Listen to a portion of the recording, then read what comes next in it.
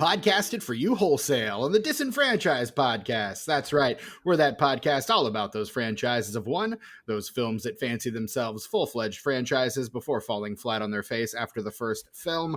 I am your host, Stephen Foxworthy, and has he really been gone since February, or was all that just a dream? It's Brett Wright. Hey, Brett. We're back. We're back, baby. The boys is back. How you been, buddy? I have been all right. You've been, I mean, if my introductions of you from week to week are any indication, you've been up to a lot of shit.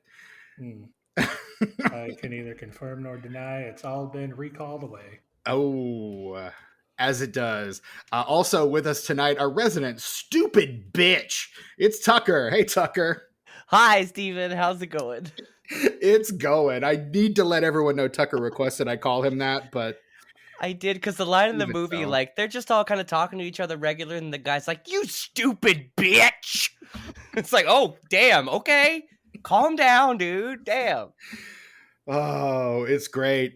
And also, it's, yeah, well, we'll get to it. Yeah.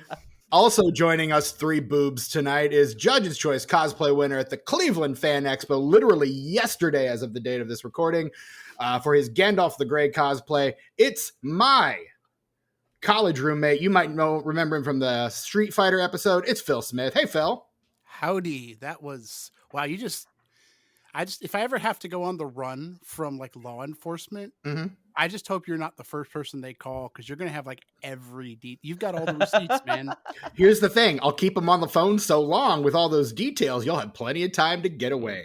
You'll be in Mexico by that time. Correct. Genius. I'll be on the beach with Andy and Red, like helping get the boat painted. In San Juan Taneo. You remember the name of the town, don't you? Zihuatanejo. But yes, we are all four of us together tonight to celebrate week 3 of Arnie April. That is of Arnie April 2, Austrian Boogaloo. Let's get it right. In order to commemorate one of the last bastions of Arnold's 80s action-ness, even though the film was released in 1990. Yeah, because this is kind of his last hurrah when it comes to like his action stuff, and we'll talk about that obviously tonight.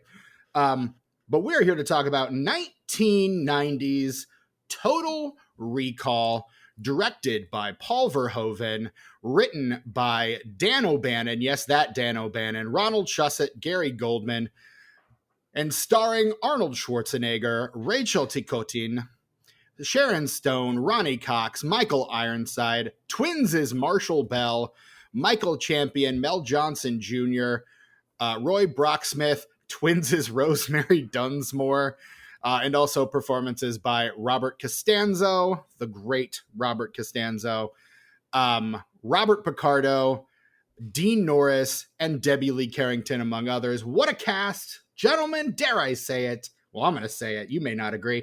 What a picture. I'm going to start off by saying something positive about this movie. Are you guys ready? It's going to be the only thing he's positive he says all night, I'm sure. Problem. I'm going to edit this out. Hold on. Everyone get it out now. Yeah, if he's going to edit this. Definitely. The only good thing I'll say about this movie is that Roy Brocksmith is in it. And as you all probably know, Roy Brocksmith is the VIP, even though he's on screen for just a few minutes, of Bill and Ted's Bogus Journey. Because he is the man who Ted possesses. And he says, "I totally believe you, dude." And it's the best line delivery ever. Like, the guy who plays Ted's dad is really good. Like, they're both amazing at like pretending to be Bill and Ted. But that "I totally believe you, dude," ingrained in my mind forever. I have seen that movie twice, but as soon as you said the other cop, I was like, yep, okay. I know exactly who that guy is. Donuts! They get really excited and start eating.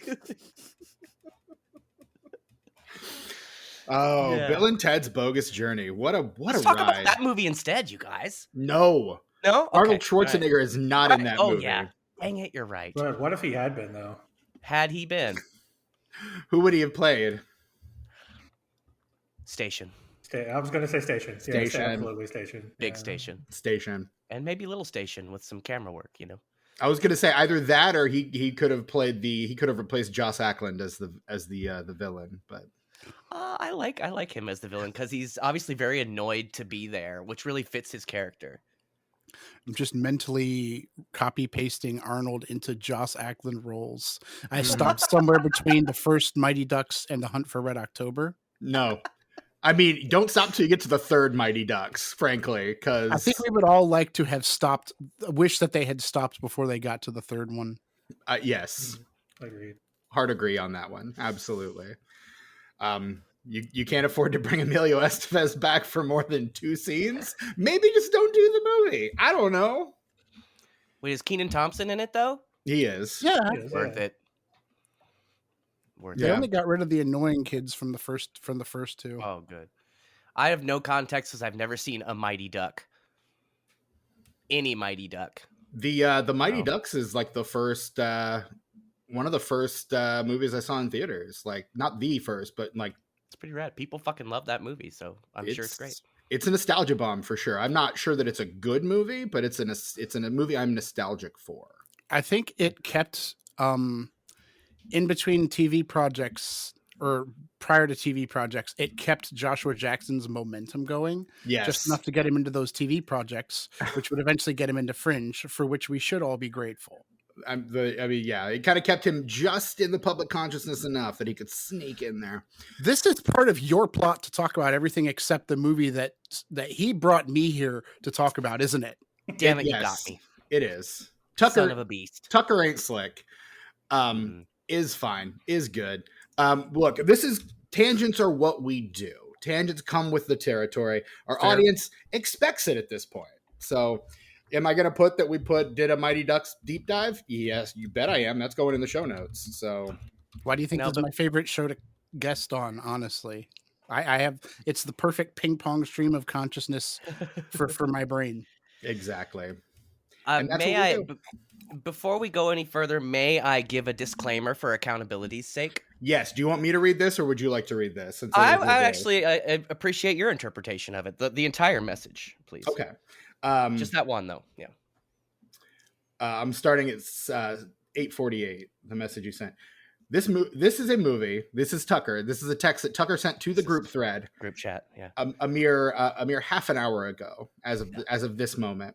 This is a movie that is so actively awful that it physically pisses me off. But I'm not going to get mad. Nope. I'm not going to get upset. I'm not going to get loud or have a manic fit. Nope. I'm just going to politely and respectfully voice my issues with this movie. Yes, sir. Now I'm accountable. You all heard that. So if I start doing any of those things, please call me out. Because I know how I can get, and I'm going to try really hard not to get that way. If you see me at any point looking at my phone, it's probably because I'm looking for which of those things you're currently doing. Okay, gotcha. All right. But yeah, so we're here to talk about Total Recall. And Phil, as our guest, what is let's start with Arnold Schwarzenegger. What is your relationship with the actor Arnold Schwarzenegger, with his oeuvre? What do you perhaps know him best for? And then while we're on that topic, what is your relationship to this film specifically? So Arnold, it's interesting. There's really a story of, we'll say, 3 Arnolds. You've got 80s Arnold, like up to the first Terminator. Pretty new to the industry, pretty new to the language, and very definitely he knows what he's there to be the action guy. Right. 90s Arnold, well, I guess starting from first Terminator, which is 88, right? First Terminator is 84, I believe. Was it my brain? Yeah, Terminator 84. Maybe I've been recalled. What? What a twist! Quick, another chase scene! Quick, another chase scene. That's going to be a really I'm the last person you want to cast for a chase scene unless it's a really physical comedy. Correct. Lots of banana peels. I would say, okay, so we'll say T2 onward Arnold, 90s Arnold, he definitely starts evolving. And I think that I'll get to this movie in particular, but he starts evolving through vehicles like this to being a much more like not just a dumb block of action actor, but like a very versatile, surprisingly good comedic chops kind of performer. And then you get Arnold, new millennium Arnold, who will just do whatever, and he's made enough money and has kept busy enough that he can take the projects he wants now. But I think 90s Arnold is probably the most memorable iteration of his career. It's that phase of his career. And again, this film kind of exemplifies that.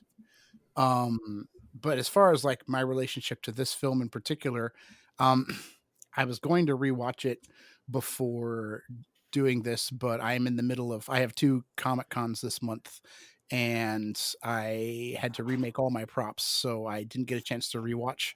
But I do remember this one because it is incredibly memorable, which is the best thing a movie can be. More, I would say even more than good or bad is memorable. And this one, it's memorable without, I don't know. To paraphrase a Nietzsche title, I think this film is beyond good and bad. It is evil. Good well, yes, I said paraphrase. Okay, yeah, no, it is fair. Above such paltry notions as is above paltry notions of acting and production quality. I shouldn't say that though, because like the editing is actually not bad. This movie looks incredible. I'm sorry. Yeah, it is. This movie, and I've used this as a compliment for a lot of films before. This movie knows what it's about and does it. Yeah, and I think that is the best thing. I mean, there's a lot of good things that I had to say about this movie, but I think that is probably the best summation of it. This movie knows what it's about. Arnie knows what he's about in this movie, and it sets out to hit beats, and it sticks the landing on all of them, in my opinion. Right and on. You can go ahead and bring down my estimation of it. I'll let these guys worry about that. No, Brett, when did you? I mean, you and I have talked about Arnold before. We did a whole month, just you and me, just talking about Arnie. So we know how you feel about Arnie. In fact, you were the one that was like, "What? We've got more Arnold to cover? Well, then I guess we're doing a sequel." Like you were the sequel guy on that. You really spearheaded that, which I was. Let's bring the hypocrisy right to the podcast. Exactly. We're just gonna speak it into existence. Yeah. What is your relationship to this movie in particular, and this kind of like late 80s, early 90s phase of Arnold's career? Well, I don't have much of a relationship with Total Recall, to be honest. It kind of much like Commando, which I also was not on. It just like it didn't really. I don't know. It was one of those Arnold movies I never saw. I was definitely more of a 90s Arnold guy outside of Predator. What was your first Arnold movie? Remind me. It was probably Terminator 2. Okay. It might have been Predator though. I'm not sure. It's one of those two. Okay. It was either a Terminator or a Predator. Well, I mean, Predator is him in full action mode, and then T2 is kind of the softening of that edge. That's like Arnold post Twins, post Kindergarten Cop. So he's like a little softer around the edges, and Cameron definitely plays into that for Terminator 2, I would say. Sure. Yeah. And then of course there's the last action hero of it all. Of course. Which I'm a very big fan of. See our episode on Last Action Hero, quite frankly. Yeah, no, absolutely. It might be my favorite Arnold movie. The Predator's there, and I can't really say that with good faith. But it's. I mean, look, Brett, you have to be true to yourself. That's true. I do. But I mean, Last Action Hero isn't so good if, all the other action movies that he made before that were there. I iced that guy, Dakota Freeze. Thank you for dropping that in the chat, Philzy. Yeah. What a guy. I mean, look, he's got his one-liners in this movie, and Last Action Hero wouldn't exist without those one-liners. Right. Tom Cruise sprints Tom Hanks pees, Arnie gets really horrible puns. It's almost a writer, and Denzel never looks directly into the camera for posters because he knows we can't handle that. I couldn't. No. Who could? No. Yeah. Icy, withering sex appeal. I can't. No, thank you. No. No, but I mean, yeah. So this was this the first time you've seen this movie, Brad, or have you caught Total Recall before? Okay, I've seen it a couple times before, and it's one of those movies that doesn't get better or worse every time I watch it. But my opinion of it never changes. Okay, okay. It's just kind of it's over the top and gross and long, too long, and but I mean. Damn True. it, Phil. True. That's true. But I mean, it's Arnold being Arnold, so you can't be that mad about it, right? Tucker. Not with that attitude, Brett. No, look. It's fine. It's fine. It's what I definitely fall on the bad side of is it good or bad, but it's I'm not that upset about it. It's okay. Neither of you will ever be the professional hater that my friend and former co-host Brandon is. He's good at it. He's good at it. We need to have Brandon on sometime. Absolutely. You absolutely do. Can we have a haters ball? Hate. I'm all about that. Please bring another complainer and hater International on here. Haters Anthem. So that we can combine our powers and just spread hate into the world. Just a Voltron of hate, just all up in this. A Revoltron. Yeah, there it is. There it is. That's the one. That's the one. Tucker, what about you? What is your experience with Total Recall? Well, Phil, you said that this movie is memorable, and you are absolutely right. And I watched it 20 years ago, and I remembered that I fucking hated it. So when I watched it tonight, I'm really not sure if I liked it more or less, because like I said, last time I watched it was probably 20 years ago, and I was not impressed. So I have not had the urge to ever watch it again. So I'm not sure kind of if it's gone up or down, but I just still really fucking hate it. So respectfully, I respectfully fucking hate it. That's fair. Like I want it to bring you guys joy. I do. Like it makes me happy that it makes you guys happy, but it just pisses me off, man. That's it. That's a bummer. It's okay. I ain't mad at you because I found where the Bushmills was hiding in this jar. Hey, there it is. There it is. Found it. Hit pay dirt. So continue. No, that's fine. So last week we talked about, just to kind of provide the rest of the context, last week we talked about Twins, which is Arnie's first foray into comedy, unless you count Red Heat, which no one should. That's the movie he made with Jim Belushi for some reason. The other Belushi, yeah. Yes, yeah. And this is the movie he makes right after that. He does one episode of Tales from the Crypt, and then goes right into this movie. But immediately after this, he does Kindergarten Cop. So he's like, this is kind of his last like straight 80s style comedy. And this movie was made in the late 80s, and then just came out in 90. And then you get in 91, you get T2 Judgment Day. And then we start to see him sort of and that's kind of that. And I think Last Action Hero are of a piece where there are these movies where even though he is playing the bold action hero, there's a softer side to it. There's a family friendly kind of slant because it's Arnie plus a kid, which we already saw him do in Kindergarten Cop. So this is like the last just Arnold as an action dude going forward. And then from here on out, and True Lies comes in 94. Brett, we talked about that one last year too, or a couple years ago too. That one, it's him with his daughter, Eliza Dushku. And then you get Junior also in 94. And that's the movie that kind of breaks Arnold. So yeah. I met Eliza. Who? I met Eliza. She's awesome. Oh, word. Yeah. I believe it. Sorry, completely unrelated to anything. Sorry. No, you're good. Tucker? What did I say? You saying I never? Boy, I never. Never saw That's it. Junior? Never saw Junior. Oh yeah, I never. Yeah, that's what it was. I never saw Junior. It's And just as well. last week, Stephen, thank you.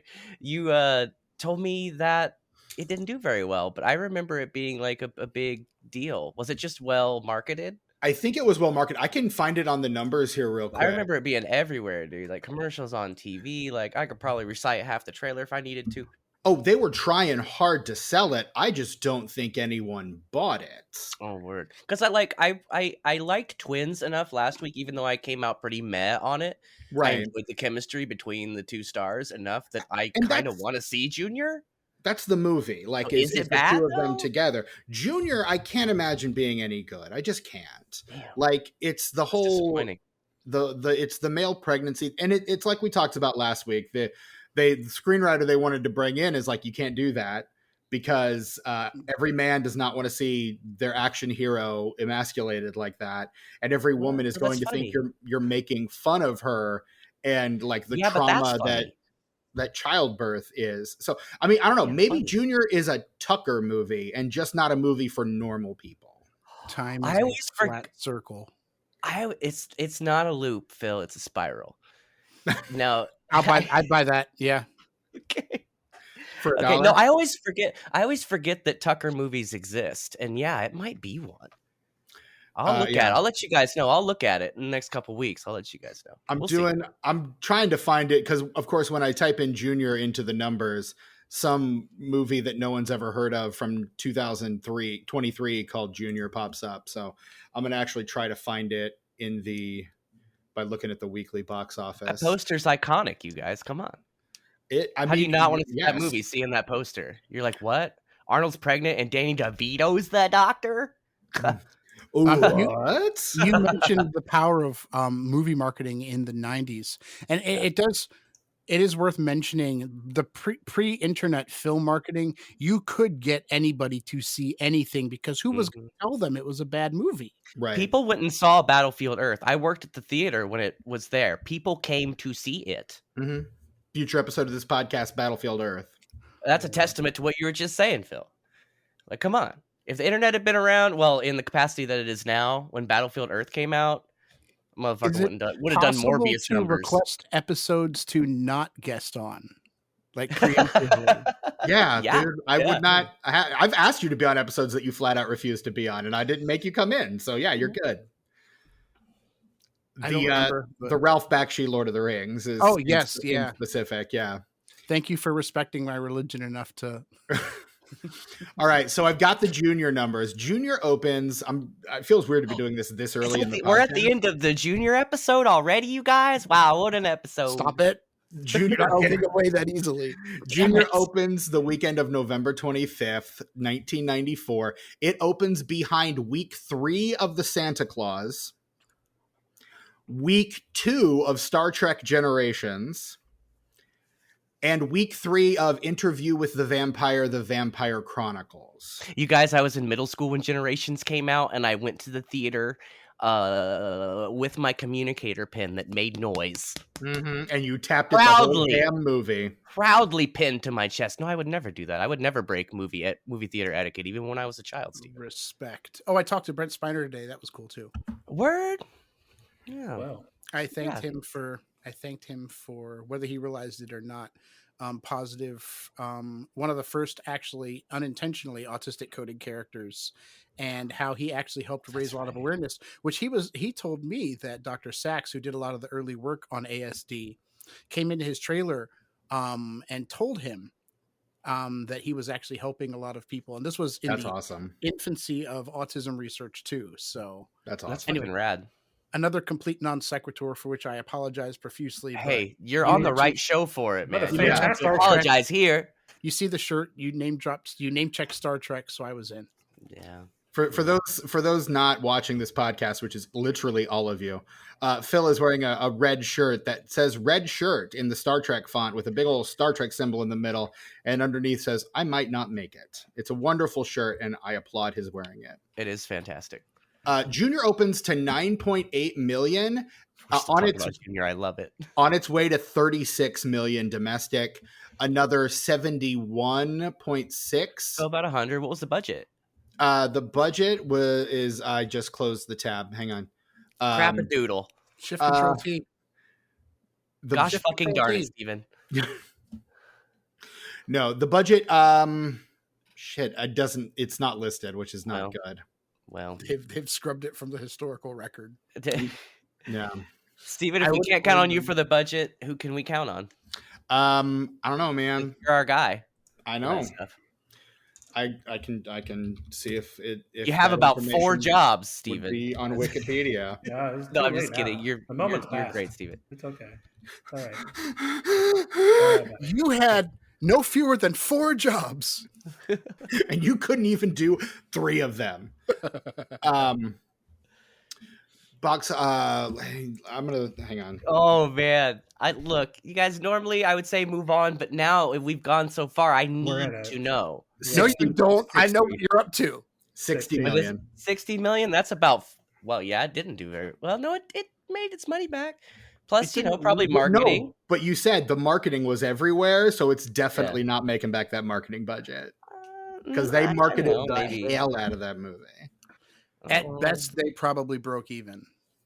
Yeah, I'm gonna say they probably spent. I would say in those days you'd spend about half the budget, not as part of the budget, but half of what the budget is on marketing. Whereas today it's closer to like the full budget. I think there's a bit more. Got a lot more. There's more transparency a lot more places regarding it now too. Yeah, right. Total Recall. Hey, based on a short story by the great Philip K. Dick, my man. Called We Can Remember It For You Wholesale. Has anyone read that short story? Because I'm not going to lie, I have never read Philip K. Dick. I had a Philip K. Dick phase in high school, and I read like every short story of his, and I really loved them, but I haven't read any of them since. So I'm a fan, but I'm a lazy fan. Same. I fall exactly into that category. I feel like Phil's got a lot here. Unload. I'm the guest. I'm trying not to monopolize. No. No, please do. No, the guest is supposed to do that. The main reason that I took this guest thing when Steven offered it to me, the main reason was because he asked, and I usually don't say no to that because that's my dude. You got your voice, yeah. The second reason is gloriously cheesy 90s Arnold, and the third, even though it was technically produced prior to 1990, so everything I said in that segment was factually wrong. The big reason, and I guess I should say aspiring, I don't think that Patreon counts as published cyberpunk author, Philip K. Dick is basically one of the towering figures in sci-fi in general and a necessary precondition for cyberpunk, even though he was done writing and pretty much sadly almost done living before cyberpunk became a thing, but would not have had that particular subset of speculative fiction without PKD's work. Incredibly important author, both in speculative fiction in general and also exploration of reality, like thematic elements that would become incredibly important moving into the 90s and beyond. And you guys have the same name. That's true. You're both Phils. And depending on who you ask, we're both dicks. Oh yeah. Woo. Hey Phil, did you ever see that show on Amazon Prime called Electric Dreams? No, sadly. I'm aware of its existence. You know about it?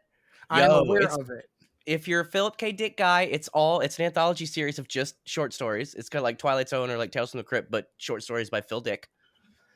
And they're all fantastic. Some of them are kind of slow burns, but still, if you have the patience for them, they're really good. The episode with Janelle Monáe is probably the best one. She plays. I don't even want to give it away. Okay, I'll check it. I have Prime. I'll check it out. Yeah. Please check it out. Also, let me know. I'm approaching my budget on non sequiturs, but there was a series titled Blade Runner. But it was basically like an amalgamation. You remember this, like late 90s Canadian television? It was produced in Canada. It was an amalgamation of pretty much all PKD stuff. They tried to make one like overarching universe, like based on elements of his works and stuff. Wait, do you mean Total Recall 2070? No. No, 27 is it There's 77? a TV series. No, there's a TV series. Hang on. Yeah, I know what you're talking about. Show, though. Or am I an It idiot? was, yeah. No, Yeah. Phil, you're right. I remember about it. Like I remember seeing the ads on TV. And Or stuff was the about series titled Total Recall? And I just No, there's a Total Recall, but I'm pretty sure what you're talking about is a real thing. it is too. 2070. I apologize. Oh crap! What did you say? I didn't think I'd gotten that deep into the jar yet, but no, I thought it was. I feel like there was a Blade. Why, but in the back of my mind, I thought it was a Blade Runner. There are a lot of elements from Do Androids Dream / Blade Runner in it. Most of the aesthetic is owed to that, but Total Recall, because they're one of the big overarching plot threads, involves like a similar kind of. Anyway, I'm rambling at this point, but they did try to make an entire overarching TV universe based on elements of PKD's works, and it was one of those typical like end of the 90s things where it had like a cult following and got really popular, but it was always under the looming threat of cancellation, and it ultimately didn't survive. It was probably a pretty expensive show to produce. At that point with the VFX they were trying to do on TV, like the budget was like more than they were willing to spend on Voyager at that point. So I think that's the main thing, is it just did not make its budget back. It didn't come close to being profitable, and they just dropped it. Hey Phil, did you ever see Imposter? What's your favorite Philip K. Dick adaptation, Phil? I want to know. I know what you're up to. I know. Oh, look, I honestly, I'll come clean. I'm halfway up to that, but also I'm just excited to talk to someone else who like has a boner for Philip K. Dick. So did that come out wrong, or did that come out right? No, came out right. And I know Brett does too, but we've never really gotten into the weeds about it. And you're so excited to talk about it. And yes, am I trying to steer the conversation away from Total Recall? Probably, but also I'm really interested in what you have to say. Look, it's relevant. Yeah. It's Phil Dick. This actually is relevant, yeah. Thank you. You know, one of the most culturally important PKD adaptations? What's that? The 1990 film Total Recall. Hey, okay. All right. You're welcome, Steven. I respect that. I'd have gotten us back around there eventually. But did you see Imposter, though? Gary I did not. But that was kind of good as hell in a made-for-video kind of way. Even though it wasn't made for video, but had that vibe, and it was really good at the same time. Gary Sinise, Madeline Stowe, Vincent D'Onofrio, and Mekhi Phifer. Directed by Gary Fleeter. That's why I've never heard of it. Okay. Yeah.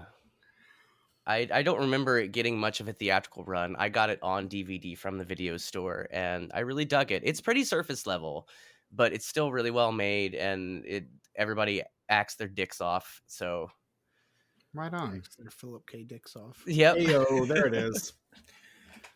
So the first, up to this point, this is the second Philip K. Dick adaptation, Total Recall. The first, of course, Blade Runner, which I who enjoys this movie would say is the superior Philip K. Dick adaptation of those. More to come, and I'm sure we'll talk about at least one or two more of those as we get going here. But so at this point, Philip K. Dick, not someone who is widely adapted yet, not someone really heralded as much as he would later become. But in this, so there's a lot of liberty being taken. This was an idea, a story that Dan O'Bannon wanted to adapt in the 70s. And he started working on it, but realized even then that the special effects budget was going to be too much for them to deal with. So he kind of like switched gears and started working on a little story about an alien that chases a bunch of people around a spaceship. That came out in 1979. You might know it as Alien.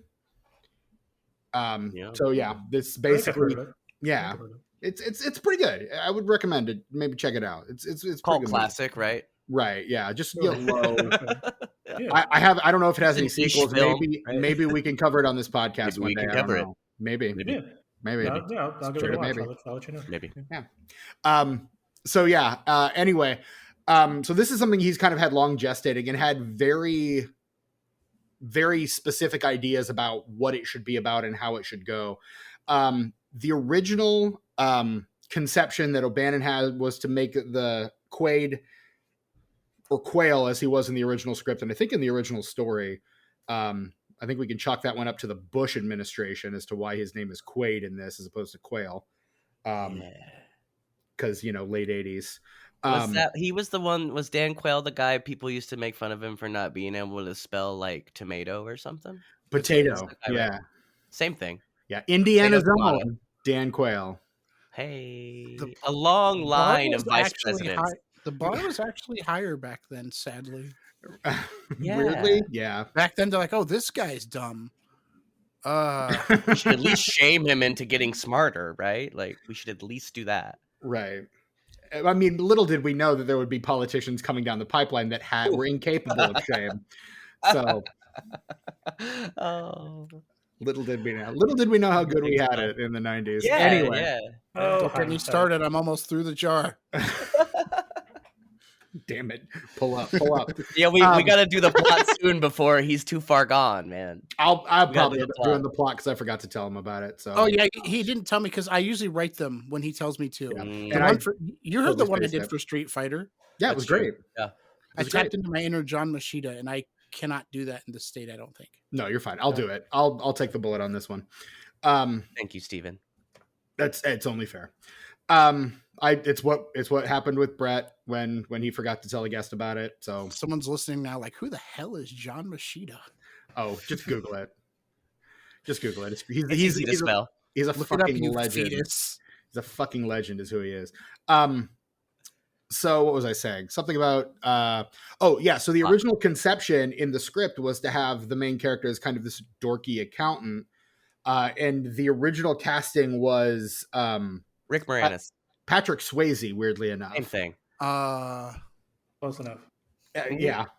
Close enough, I guess. He can basically the same person. He can play it. And Bruce Beresford was signed on to direct. Paul Verhoeven was actually supposed to be working on a film, Black Rain, and the rights to this script were tied up with Dino De Laurentiis, who actively did not want Arnold to do it, even though Arnold really wanted to. The De Laurentiis Corp goes bankrupt, and Arnold convinces Carolco to buy the rights to Total Recall so that they could make it with him. And then he's the guy that seeks out Paul Verhoeven because he's wanted to work with Verhoeven since RoboCop, basically. So that's how Verhoeven comes on to this movie. At this point, Verhoeven, because we need to do a Verhoeven sidebar. We need to, please. You know what I appreciate about him is there's a short part in his career in the 90s and early 2000s that this film is a part of that to me is just one and then what's the every other one. That's the kind of thing I'm trying to say. One for them, one for me. No, like one that's really, really good and one that just sucks really bad. Like, so you've got like RoboCop, then you've got this, and then you've got fucking whatever, and then you've got Showgirls, and then you've got Starship Troopers, and then you've got fucking Hollow Man. Like it kind of, it's some of the best and worst shit I've ever seen in that line of films. It's insane. Is it one for them, one for me, or is it him just shifting the tone and direction of his commentary?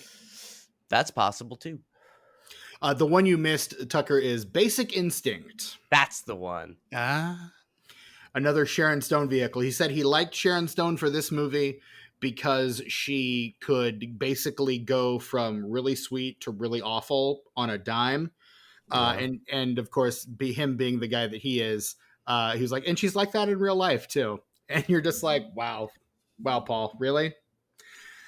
His first American film is Flesh Plus Blood, or I guess Flesh and Blood, in 1985, a movie that 5 people have heard of. And then he does RoboCop in 87. RoboCop, a good movie. Fucking masterpiece. Total Recall. A bad movie. Great film. Basic Instinct, which I haven't seen. Showgirls. Pretty good movie. Cult classic. With my boy Kyle MacLachlan. I will shout out my boy Kyle MacLachlan in that one. That's fair. Starship Troopers. A good movie. Derided at the time, became a cult classic. Got reappraised later. because it's secretly about Nazis. What? It's currently getting Who didn't get reappraised that at the all over again. beginning? I was barely in high school when that came out, and I fucking got that. Like, who's not getting that movie? Well, there's a lot of people not getting it right now. Correct. I guess you're right. Yeah. Media literacy Fans of not the high book. on some people's to-do list. Yeah, right. Because we basically have Starship Troopers, the game, in the form of Helldivers, and media literacy is, I'm just going to say it, interacting with the player base, media literacy is dead. Oh, God, I'll bet. And it's buried in a box labeled with the letter X. Yep.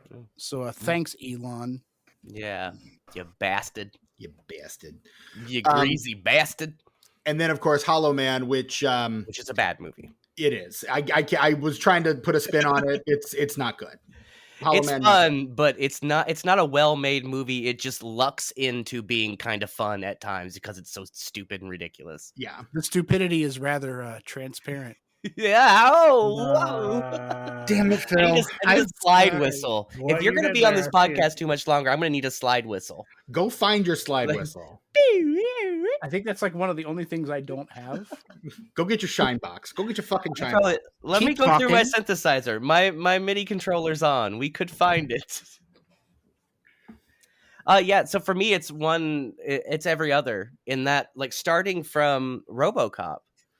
It's like good movie, bad movie. Good movie. Well, you could even start from if Flesh and Blood, not widely regarded as a good film. I've never seen that one though. Well, then maybe you go watch that one. And I've seen these other films.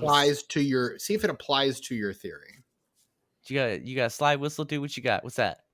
Show and tell, but mostly tell because it's an auditory medium. Yeah, this is a purely auditory medium. Yeah. Don't make me.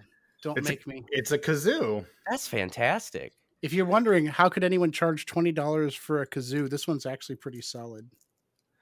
Well, you could do the score to this film on it because, surprise, surprise, I didn't even realize. I forgot. I have another good thing to say about this. The music is fantastic. Jerry motherfucking Goldsmith, bruh. Like, come yes. on. Yes, please, and thank you. Speaking of Star Trek: The Next Generation, right? It's probably the only thing that kept me from. It was probably the only thing that kept me from putting my hand in the fire while watching this movie was the score, and I was just like, "That is just fantastic." You just carry fires around with you, dude? What the fuck? Yeah, dude, I got fires everywhere, dude. You got lighters all over the place. Goldsmith actually considers this one of his best scores too. It's fucking good. It's great. It makes me really want to like it. It motivates me to like this movie, and I still fucking can't. Thank you, Phil. You're doing the Lord's work. Phil looks like he's about ready to explode on the surface of Mars, holding in all of the puns that are just like begging to like shoot out of his eyes like Ronnie Cox's. I will have more to say about exploding on the surface of Mars when we get to that point. Don't let me forget. Hell yeah. Cool. Into that. I love that. So yeah, maximum nitpicking time. So Verhoeven comes on after and this is his immediate follow-up to, as Tucker said, his immediate follow-up to the fuck movie. Did we just say RoboCop? That was so popular. Yeah. That's Showgirls.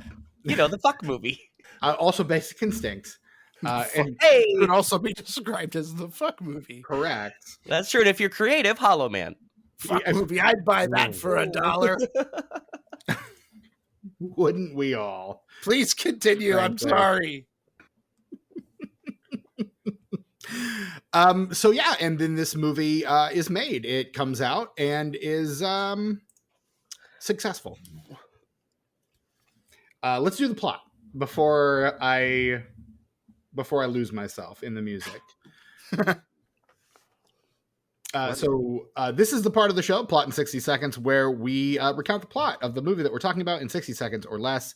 When we have a guest, we usually like to throw it to them, but I did not tell Phil about it because I forgot. Oops. And yes, his being on the show before is no excuse. So I'm taking normally we would either flip the coin of justice or roll the D6 of destiny. However, I'm taking it for this one. So someone please put 60 seconds on the clock. Oh shit, I should have done that. I got you. I was just vamping for nothing. Oh yeah, we're not used to it. Like you, the dice and the keys are pretty good to me. So, and generally pretty awful to me lately. All right. I'm ready whenever you are. All right, let's do this thing. It's 2084, and Doug Quaid is this guy on Earth. He's a construction worker, which is why he's huge. He keeps dreaming about Mars, wants to go to Mars. His excruciatingly hot wife doesn't. He sees an ad saying, hey, well, you can remember a vacation you never had. And so he goes to this place called Recall, and they're going to implant the memories. And he chooses, like, he wants to be a secret agent and have a brunette girlfriend and all this stuff. Next thing you know, it's failed because it kicks against a memory chip, and he turns out he really was a secret agent, or was he? And turns out there really was a hot brunette girl that looks exactly like that girl in the picture. 30 seconds. Or is it? And eventually he finds himself embroiled in a massive plot. Turns out he was tricking himself, and he's really working for the bad guys against the mutants that are living on Mars, including a lady with 3 boobies. They're all paper mache, don't worry about it. And anyway, so he eventually thwarts the plan. He kicks Cohagen out of a window, chokes to death, and then he ends up terraforming Mars by mistake. The end. And it's probably a dream, and he's probably lobotomized. You know, if I had done the plot in 60 on this for 60 seconds, I would have just said, plot twist, chase scene. Plot twist, chase scene. Plot twist, chase scene. Plot twist, chase scene. But for 60 seconds, though, not for 15. Which is better than you just making 60 seconds of sustained fart noises with your mouth, I suppose. A little bit better. Not by much. Not much, to be clear. Is that a thing? Yeah. No, I just you take the meaty part of your palm, you wrap it around. I could just see Tucker legitimately doing that for a movie he dislikes. Okay, the way you said it, it sounded like he'd done that recently. So no, I mean that's in Steven's hilarious. Tucker headcanon is me doing that. I think I'm into that. I love that. It doesn't strike me as being something outside of the ordinary of what you would do. Yeah, that's fair. I see that. Yes. As someone who is like self-aware to a fault, yes, I totally. But I don't know if that would ever happen. Like, if a movie is that bad, you just decide you don't want to record that episode. That's what you do there. I guess, but I thought we could have a lot of fun, and like I wanted to meet Phil because the Street Fighter episode was rad. So like, oh, thank you. Well, no, I mean, so this movie falls into the category of one you would just make a fart noise for 60 seconds on. No, because I could think of something more clever. Like, because I could, there's something more clever. Like I said, plot twist, chase scene. That's more clever because that's also, essentially what this film is. And you had some redeeming things to say about it, so you didn't hate it completely. Yeah. It's no, what was it, My Little Pony? No, My Little Pony. Alvin and the motherfucking Chipmunks. Yeah. Chipmunks, okay. Don't mention those motherfuckers around me anymore, man. The movie he flat out, like the episode he flat out boycotted. That one broke me, you guys. I haven't been the same since that one. But he enjoyed the Street Fighter episode. I did. It's okay, I get it. For you, the day that Philzy graced your podcast was the most... Never mind, we're not going to do that. But you were headed in the right direction, yes. For Phil, it was just a Tuesday, is really what he's getting at. The late, great Raul Julia. Pour one out. May he live forever in our hearts. Pour one out for the man. May he mamushka until the end of time in heaven. You know who I really would have loved to see in this movie? Raul Julia. Raul motherfucking Julia. And Tim Curry. In which role? I can see, honestly, Sharon Stone role. I think he would have killed the Michael Ironside role, honestly. I love Michael Ironside in this movie, but I think Raul Julia would have murdered that role. Like he would have made it his little bitch. If we're talking about alternate universe remakes of this film, Muppet version, who's the human? Arnold. Always. Still Arnold? Yeah. It's the Tim Curry school of believing he's treating himself as a fellow Muppet. And you mean in the post, we had a major Muppet movie with a Muppet protagonist world that we live in, Steven? I don't know. It's my hypothetical. Do what you like. Yes.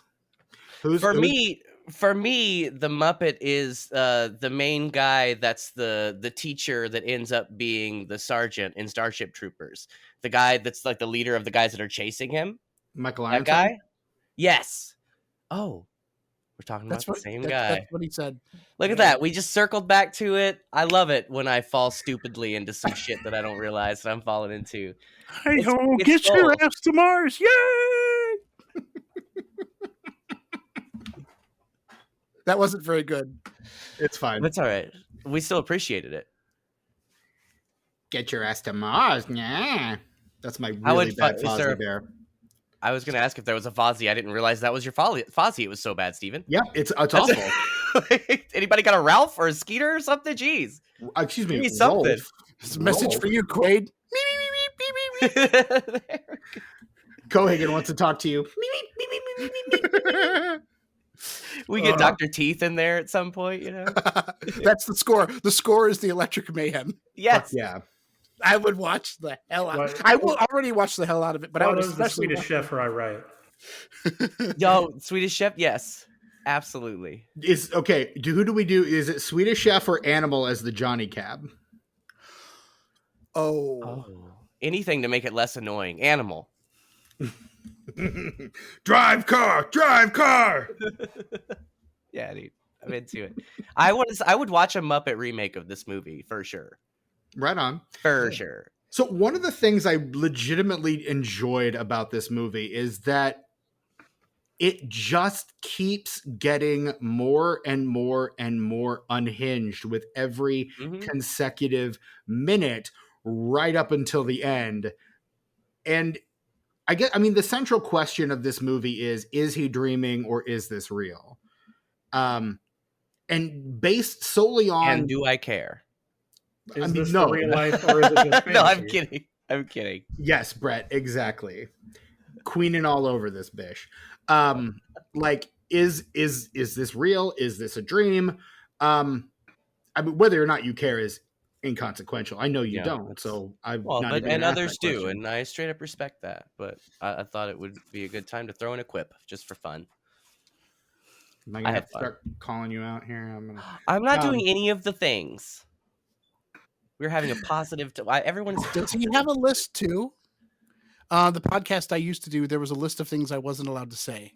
Do you have a list too? Well, I guess I made a list now. Yeah. The one we read at the beginning of the podcast. I think that's probably going to be my credo from this point on when it comes to recording this podcast. So I really think I kind of, I summed it up to how I should be because I know how I can be, but I would rather be this way instead because it's more fun.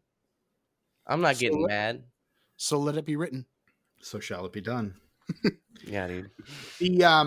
But no, so for me, and I like the build of it. I think it just gets absolutely wacky as shit by the end. So where you've got your three main characters on the surface of Mars, with their heads expanding with some incredible Rob Bottin makeup effects, just eyes bulging, and Brett not a fan. Look, they're well done for way too long. And they're well done, but they're just unnecessarily gross. I don't want to look at it. This is the man who gave us The Thing.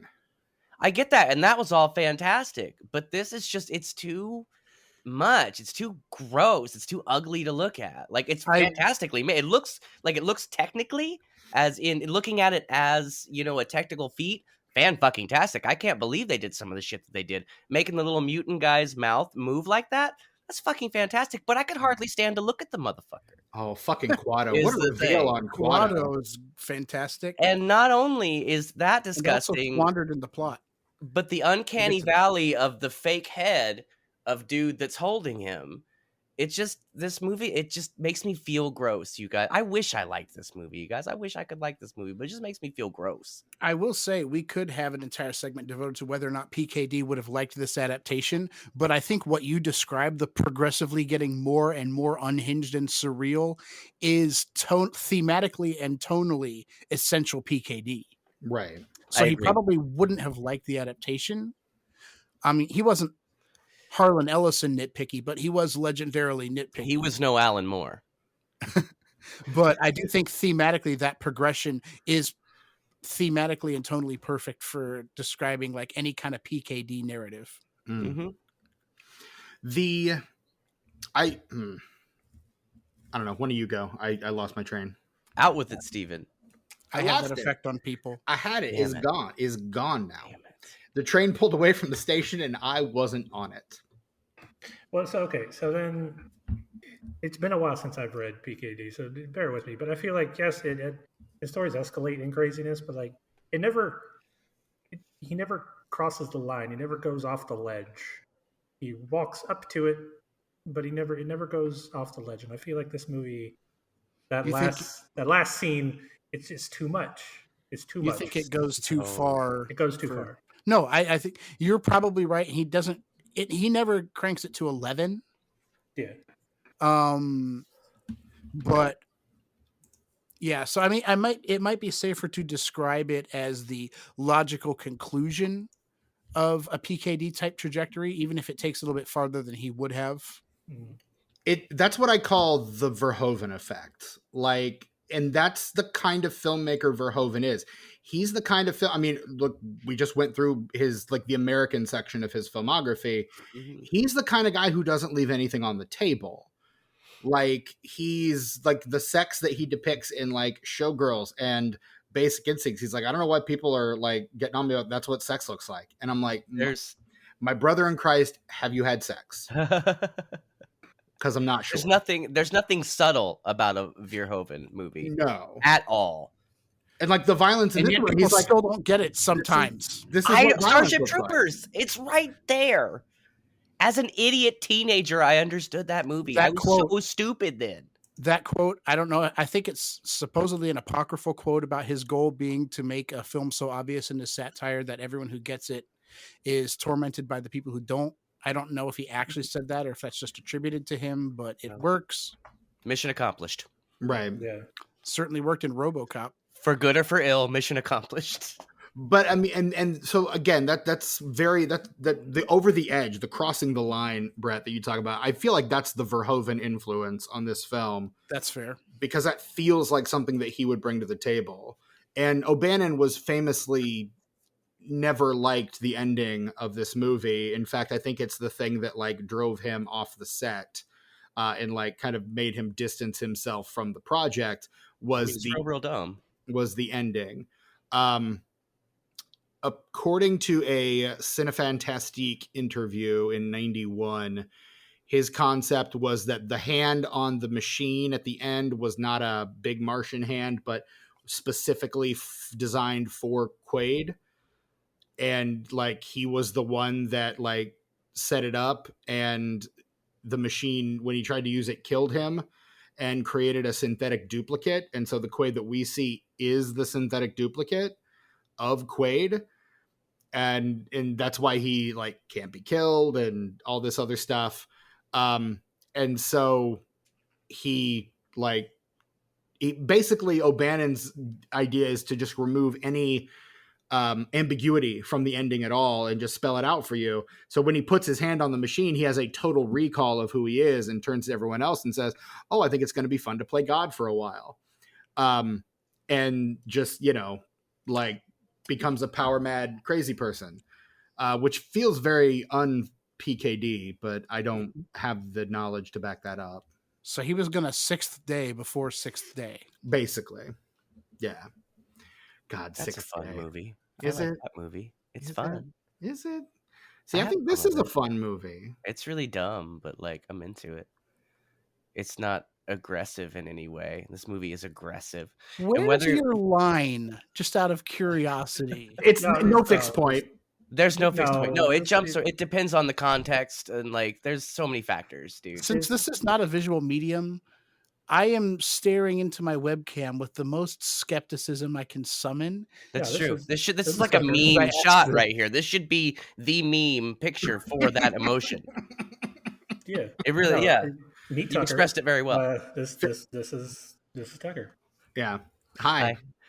My taste does not make sense at all. Phil is pressing X for doubt so hard right now. Contradictory. My tastes are contradictory. I'm not going to actually hit my keyboard because who knows what I would do at this point. Right. That's fair. Plus, it's mechanical, so it would definitely disrupt the recording. Oh, we know it's mechanical. We've been hearing it every time you tap in the chat. Oh, it's music to my ears, and I could edit it out, but I'm not gonna because people love that. It's like ASMR. People love that fucking sound. You're good, dude. You're good. So more, please. Actually, if you could do it more. Somebody that I don't know terribly well a couple years ago decided to just ask me to my face after finding out I got divorced, like, what happened? And I didn't. They neither merited the full story nor did I want to go into it. So I just was like, well, I got a mechanical keyboard and my computer was in the bedroom and just left it at that. They don't need to know. And that's at least entertaining. Yeah. It's a fun story. I like that. Yeah. It's probably happened to someone. I'm sure. Oh, without a doubt. That one. Yeah. It was at least a last straw to someone, probably. Honestly, I think that should just be the story we all stick with from going forward. What happened? Yeah. Mechanical keyboard in the bedroom. Yeah. If I had a nickel, I'd have two nickels. Which is weird that it happened twice. It's weird it happened twice. We're all rushing to the same place. I love that much. For us. I think my Doofenshmirtz clipped out a bit there. Oh, you're good, dude. No, it's golden. But no, like I don't know. I don't like the O'Bannon ending, but I don't really. I think the ending is the weakest part of this film. I will absolutely say it. Like I agree. It goes on a little too long. It also makes absolutely no sense. Can I plant a flag real quick? By all means. Sorry, I didn't mean to cut you off. I apologize. But it's okay. I do it all the time. The escalation that we were describing a few moments ago, the escalation of Unhinged, I would plant a flag and say there is no ending that would have been fully satisfactory to this film at that point. I mean, everything blows up. Yeah, but I mean, if you wanted to make it satisfactory, you'd end up with like a Blade Runner situation where you'd have like 30 different cuts of the film floating around because there is no one ending that would satisfy everyone. And that's always the case anyway, but like there's no one ending that would satisfy a plurality of viewers in this case. Now look, you guys look like a group of dudes who have seen Blade Runner. Which cut should I watch? Very astute of you, sir. Thank you. Accurate statement. Exactly what are you implying, good sir? Well, yes, I have. Like, I've always wanted to watch Blade Runner, obviously, because the Philip K. Dick, connection. Mm-hmm. But ever since I have been aware of it, there have been multiple cuts of it. Final cut. I don't want to watch the wrong one. So Final Cut, that's the one. Final Cut's the one. Can everyone agree on this? You know how people tell you to aggregate news sources so you can like cancel out the bias? Yeah. Just watch them all. Watch them all. I don't want them, man. That sounds like a lot of like. If I don't like one of them, then I waste. Yeah, I'm sure it would be agonizing. I certainly haven't done that, nor would I want to. But someone's got to take one for the team. Yeah, I mean, if you've got the time and the desire, sure, do that. But I agree with Steven. Final Cut it would be the best one. I'd rather start with the most recommended, and if I like it a shit ton, I might explore the other cuts. Is all I'm saying. The monologue was not constructive. No. Agreed. Like they just didn't trust audiences. Like that's why that's there. They just didn't trust audiences. And there's so much else in there that shows that they trusted audiences to keep up with so many other things, but not that. Come on. Well, but that's in the theatrical. Like, so I mean, that's the year that we got Blade Runner, The Thing, and E.T. in the same summer, and audiences spoke with their dollar. No. What is the canon of the sequel? I have not seen it, so I cannot speak to that. So, like, there's a sequel, right? And there's several different cuts. Which one is that the sequel to directly? Because I'm assuming they have like different endings and stuff. I don't know. Again, I've not seen it, so I can't speak to that. All right. Because I might want to check out the sequel too. I've heard it's good. There's a line. I have also heard that there's a line between, I think, Blade Runner and Total Recall, in that both are films where the ending, I think, is intentionally ambiguous. Okay. In Blade Runner, well, I won't give it away for Blade Runner, but please don't. People who've seen it should know. Final Cut, though, and they get remakes decades down the line that are wildly thematically and tonally inconsistent with the originals. Sure. Hey. But also, the director is very outspoken as to which interpretation he subscribes to. Mm-hmm. And for this one, Verhoeven, even though he wanted to make it intentionally ambiguous, the fade to white at the end is basically him saying, this is basically, since he went under at Recall at the 20-minute mark until now, has all been a dream. And the white is him being lobotomized in the real world. Mm-hmm. Like that's kind of what he's saying with that. But again, that's another way for him to kind of keep things ambiguous rather than like just spelling it out. He's like he's David Lynching it, like, this is what I think, but well, Lynch wouldn't even tell you that, but no. He's like, this is what I think, but you can think whatever you want. Yeah. Whereas Ridley Scott is pretty didactic about what ending he thinks is the right one for Blade Runner. Yeah, that's fair. That is a very good point. Well, if that's the case, then let me ask you the ultimate question for this podcast. Why would it have ever gotten a sequel then? Because $signs, Brett. $signs. Oh, it did make some money. It did make some money. It did very well at the box office. So basically the sequel was going to be based on another Philip K. Dick novel called, let me check my notes here, Minority Report. Ever heard of it? Oh, wait a minute. I think I've heard of that. Yeah. I don't know that one. Yeah. Yeah. That's one I can say to people and they'll be like, oh, that Philip K. Dick. Yes. Like, yeah, that one. That's the one right there. Yeah. Another one, adaptation. Very good adaptation, but very distinct adaptation. So that one was Schwarzenegger was supposed to return as Quaid, and all of the events of this movie, turns out they actually happened. And basically kind of ruins the ambiguity of the ending a little bit. To that, I mean, the people that got to sit with the ending before they saw the sequel, like, they still have that time that they spent with it. Right. So it's not a total wash. No.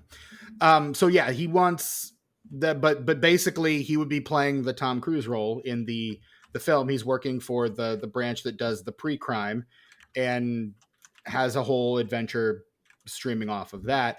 Ultimately, they couldn't get the script right. Carol Co. went bankrupt. And eventually they just retooled it. And Steven Spielberg said, hey, I want to do that one. And we get 12 years later, he did. We get Minority Report with Tom Cruise. Agreed.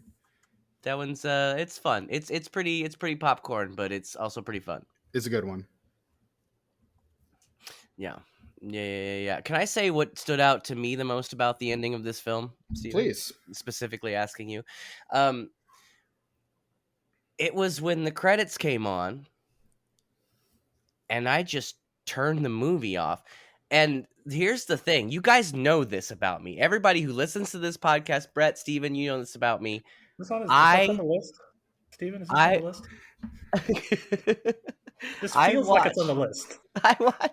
I watch the credits to every movie.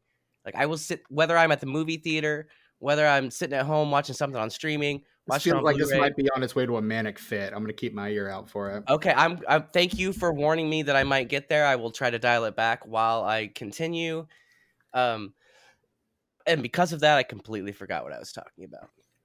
Oh yeah, the ending. Like, I always watch the credits. Always. No matter what format, no matter where I am. But this one, I was just so frustrated with it that I was just like, fuck all these people that made this movie. I say that jokingly, of course. I hope that they all have great lives and like they made a lot of money and shit and like, yay, good for them. But yeah, I just didn't watch the credits. I couldn't believe it myself. When I turned it off, I was like, I gasped. I was shocked. Yeah, it was wild. Whew. You have such reverence for, like, I do.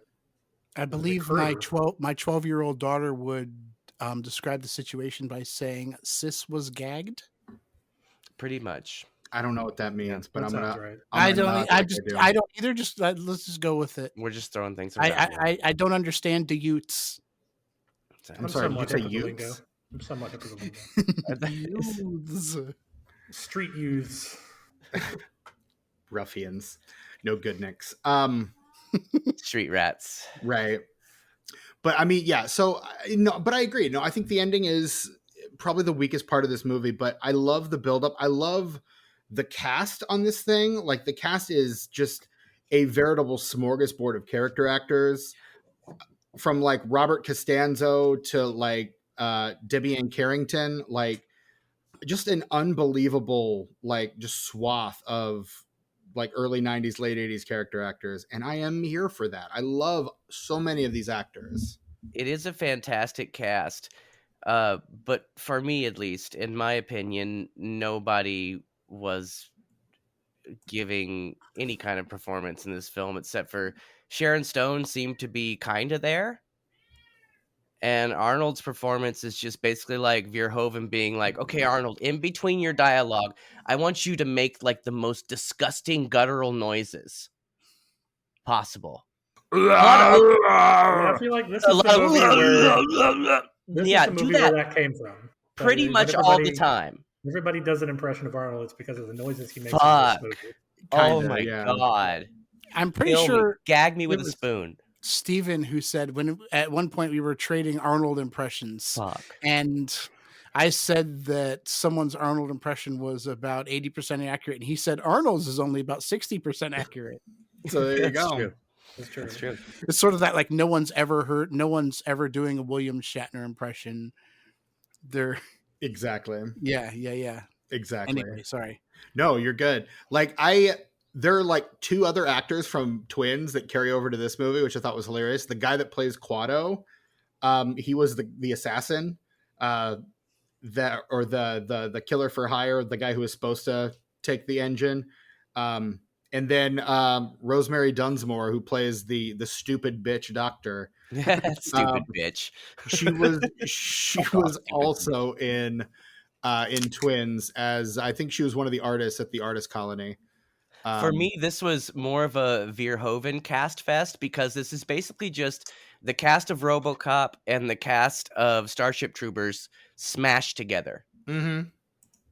That's this movie. With also, Sharon Stone pre-Basic Instinct. Yeah. You've also got the dead Sharon Stone. Ronnie Cox in this movie. Oh. Who his other great 1990 film, a future episode of this podcast. In fact, one I believe we're going to be covering sometime next year. Oh, yeah. Is RoboCop. He did it. He was also in 1990. He played the president of the United States in a little movie called Captain America. That's the one. That's starring one Matt Salinger, son of J.D. Salinger.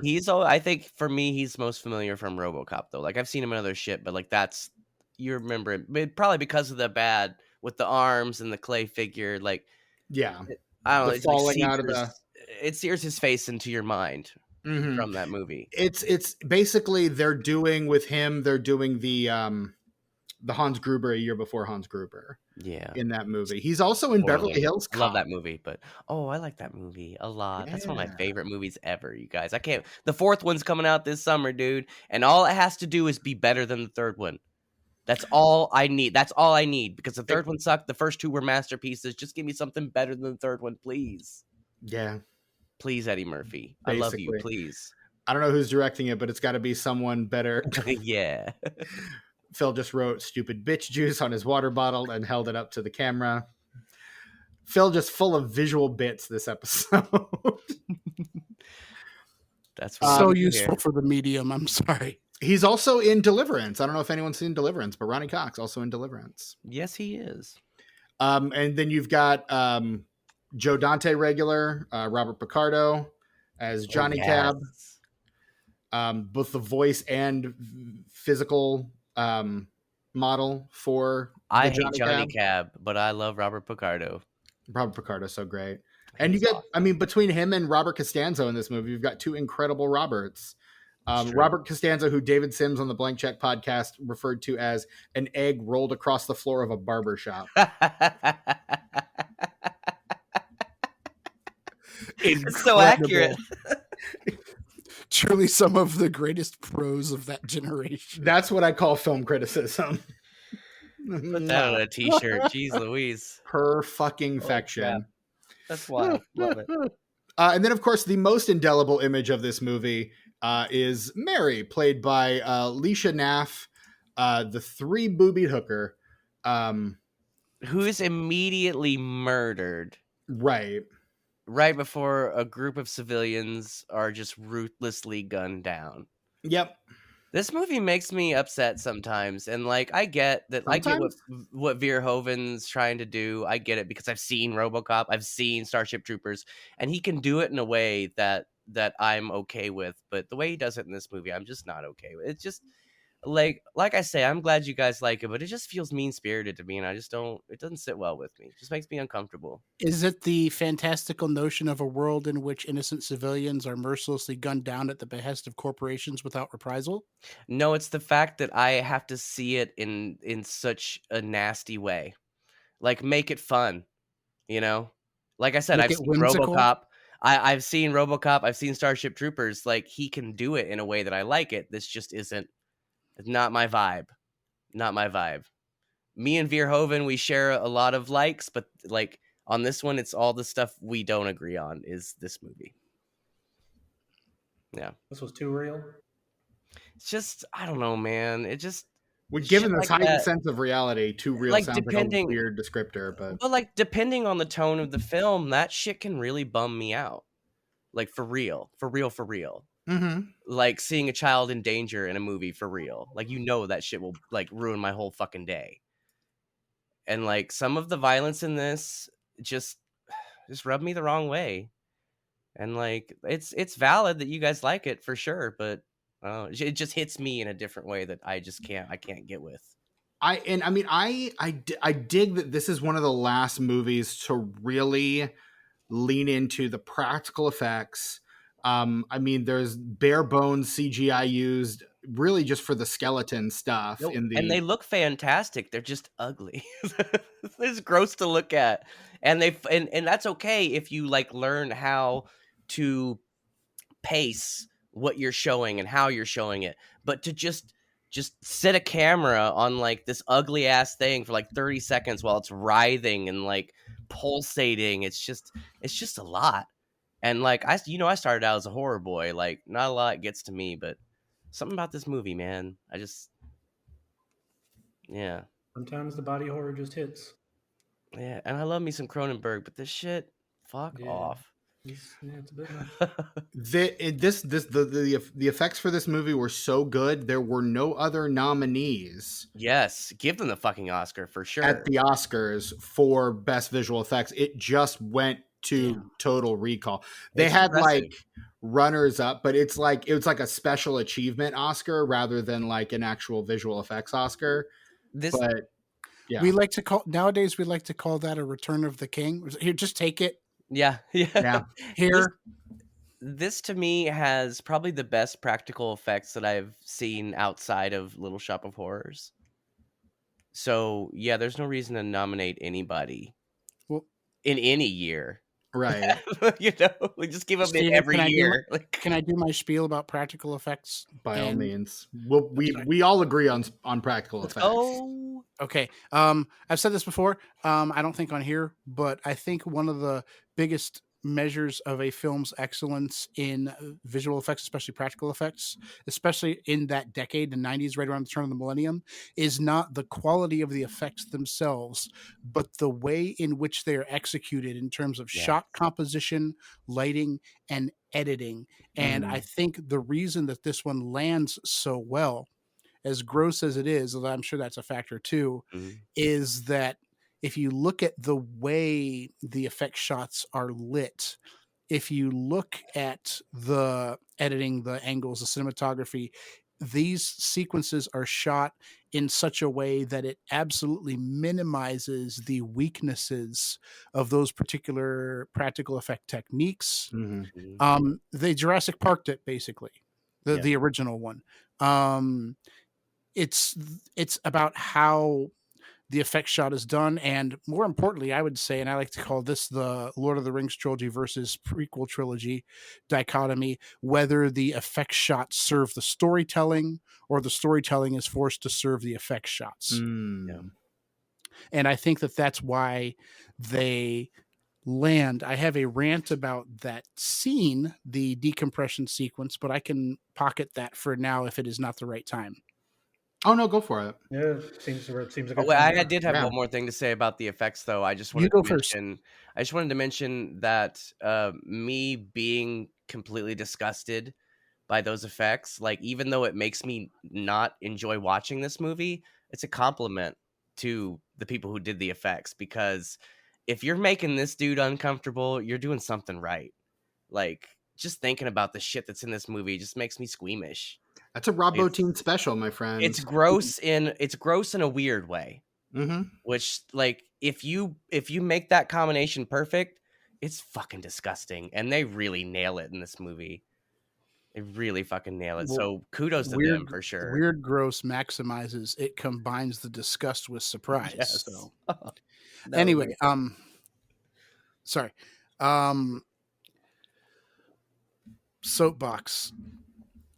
The Martian atmosphere does not have a high enough pressure gradient to normal human, like Earth atmosphere, to cause the kind of deformation of soft tissue that you see in that sequence. Even hard vacuum, and granted, I don't remember the density of the Martian atmosphere, but it's a tiny fraction of ours, obviously, but it's dummy thick compared to vacuum. But even in hard vacuum, a person wouldn't do that. And I know explosive decompression is one of those tropes that is done so often that, as the TV tropes page is titled, reality is unrealistic. And don't get me wrong, because we have a lot of data on this, explosive decompression, like in space, is certainly unpleasant and not particularly survivable, but it's not quite as cinematic as you get in films like this. Anyway, sorry. Well, and I based on what you're saying, that makes me think of, like, when I was watching it, like, it goes on for so long and they get into such a state to where, like, yes, you feel like they're about to explode, but, like, isn't stuff like exploding inside of them to get them to that point? How do you can't recover from that? Well, what would kill you well, obviously hypoxia would be the main thing that kills you, but beyond that, the pressure gradient would cause tremendous damage to your soft tissues. The pressure gradient would obviously cause the nitrogen in your blood to come out of suspension, and it would cause your blood to literally boil, and the internal damage from that would kill you. But the human skin is actually pretty good at holding all of your bits in place where they are.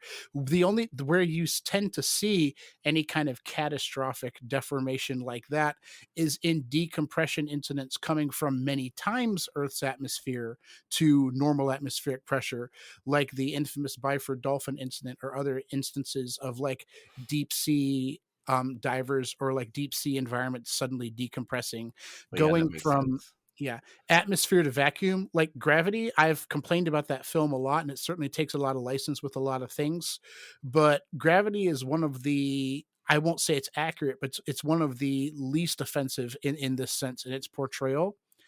Poor George Clooney. Yeah, but decompression is certainly, like, it's horrible. You could still sell a sequence on how horrible it is, but it's not quite as spectacularly horror movie cinematic as depicted there. And what also makes that sequence so horrifying is the screaming, which you also wouldn't get because there's not enough of a medium to oscillate. Yes. Yeah. It's unsettling just because I am that much of a nerd, but again, given the explanation that Verhoeven gave in his interpretation, if it's actually happening inside of someone's head, then it is internally consistent, because if that's what he thinks it looks like and sounds like when it happens, then there's no reason for it not to be. It's a case where verisimilitude supersedes factuality. But I still don't have to like it. We want to thank our special guest, Neil deGrasse Tyson, for being on this episode. Now, hold on. I'm going to don't insult Phil like that. Yeah, no, don't, because I was going to come with that same complaint. I feel like maybe this was, I don't know if this is accurate. Maybe one of the first films to do this myth and like make it a big deal, because I hate this myth. But I will say, if anybody's seen The Expanse, I think The Expanse does it very well. The Expanse. Is that a TV show? Yeah, it's a TV show. Should I watch that show, Brett? Should I watch that show? I think it's great. I'll put it on my list. Yeah. That's enough for me. Yeah. People explode in space into it. I mean, no, they don't explode. Like they. You know what I mean.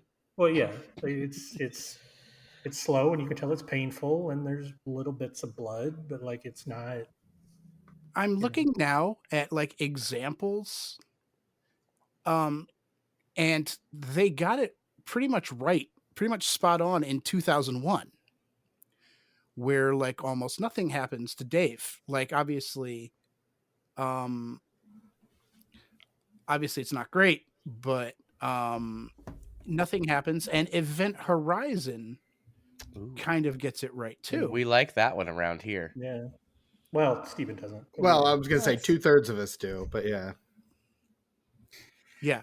So like, right. I'm sorry, Tucker. I forgot that only your opinion on film matters, not anyone else's. Obviously.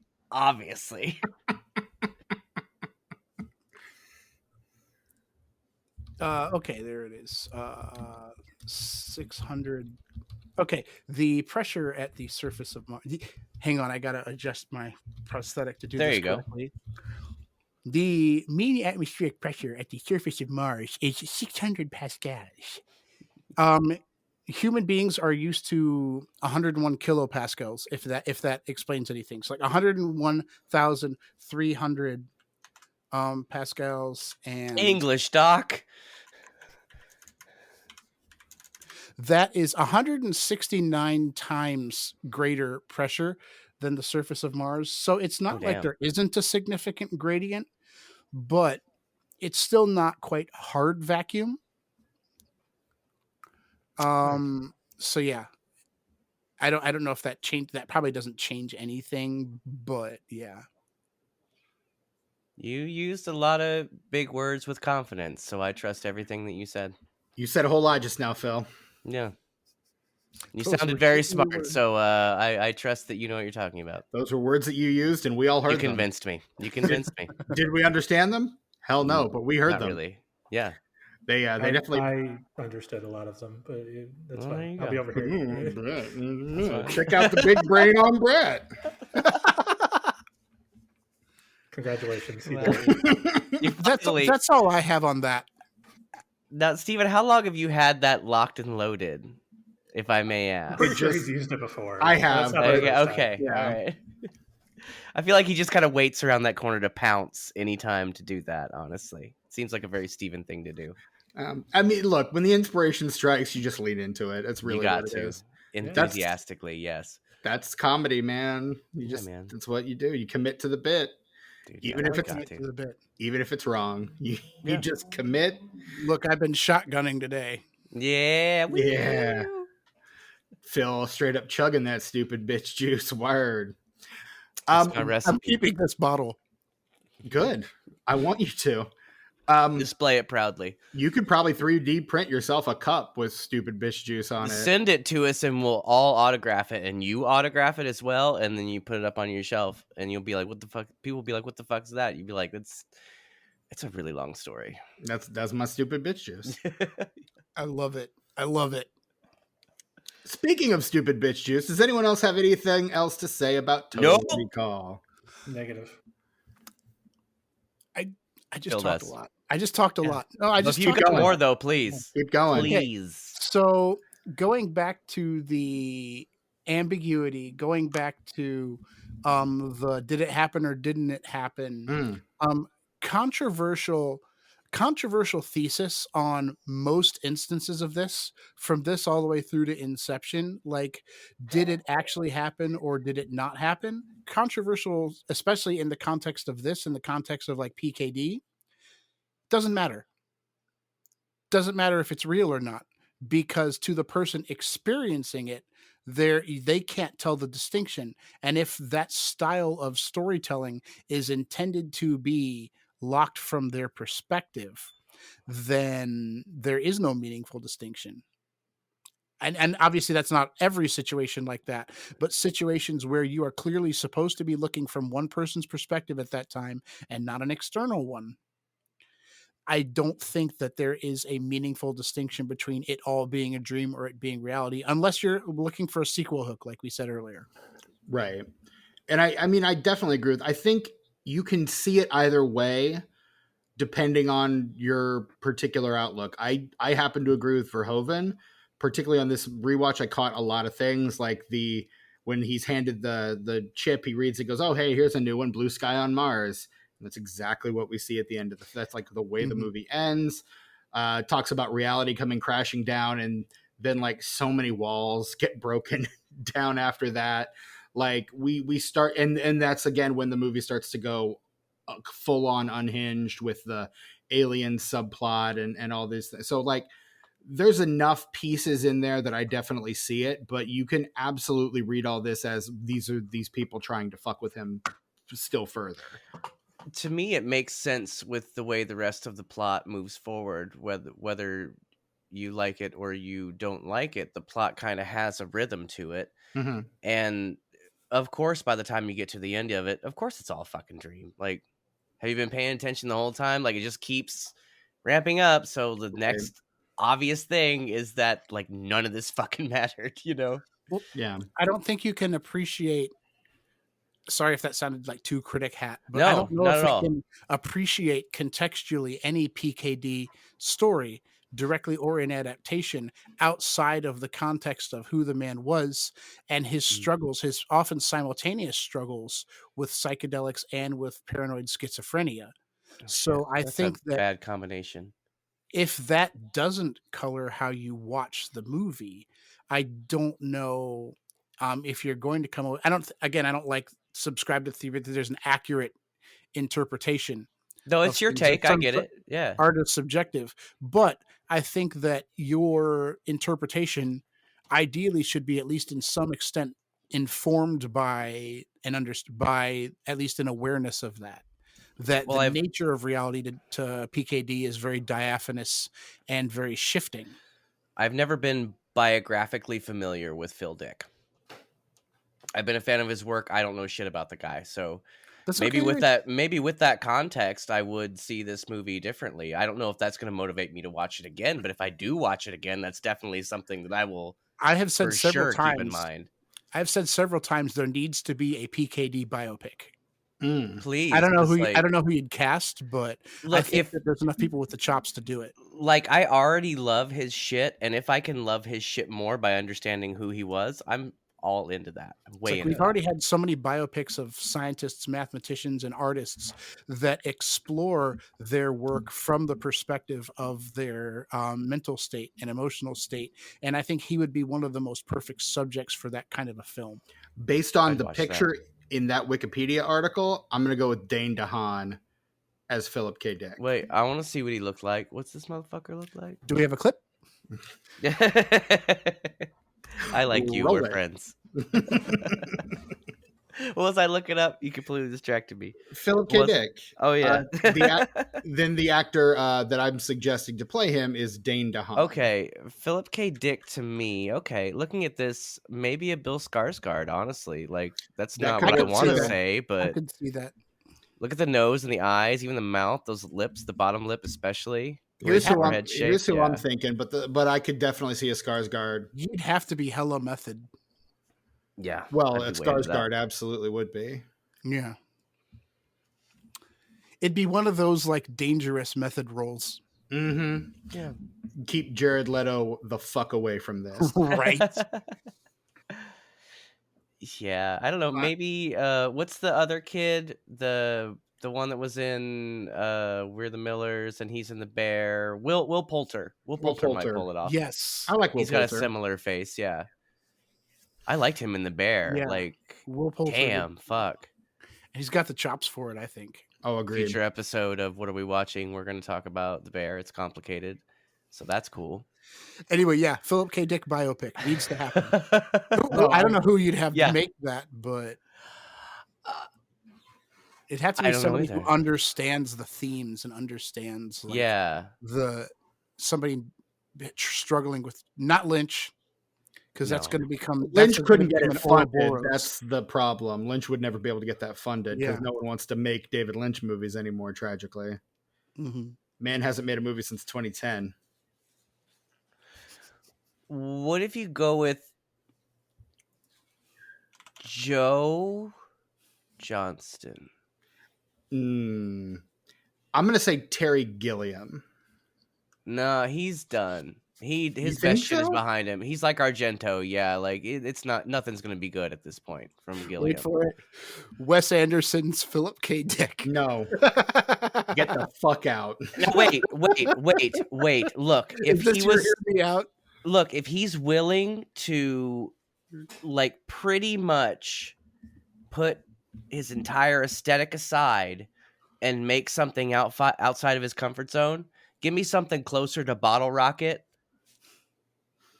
Yeah, because I can see that, like, because actually, yeah, if you do a Philip K. Dick biopic in the style of Wes Anderson's first film, yeah, I'd watch that.